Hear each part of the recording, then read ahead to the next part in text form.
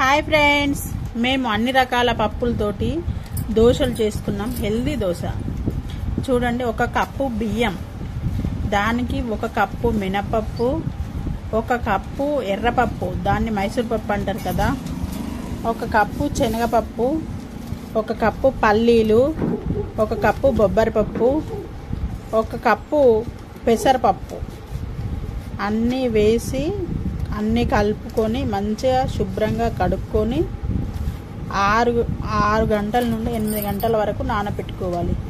మంచిగా నానినాక మిక్సీలో వేసి మెత్తగా దోశల పిండిలాగా రుబ్బుకోవాలి.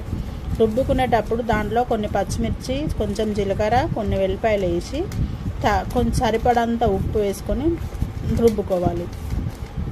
ఒక నైట్ అంతా అలా ఉంచితే పిండి చూడండి ఎలా ఉబ్బిందో. ఇప్పుడు పేనం పెట్టి దోశలు వేసుకుంటే టేస్టీ హెల్దీ అయిన దోశలు రెడీ. ఈ వీడియో నచ్చితే లైక్ చేయండి, షేర్ చేయండి, సబ్స్క్రైబ్ చేసుకోండి. మీరు కూడా ట్రై చేయండి టేస్టీ దోశ.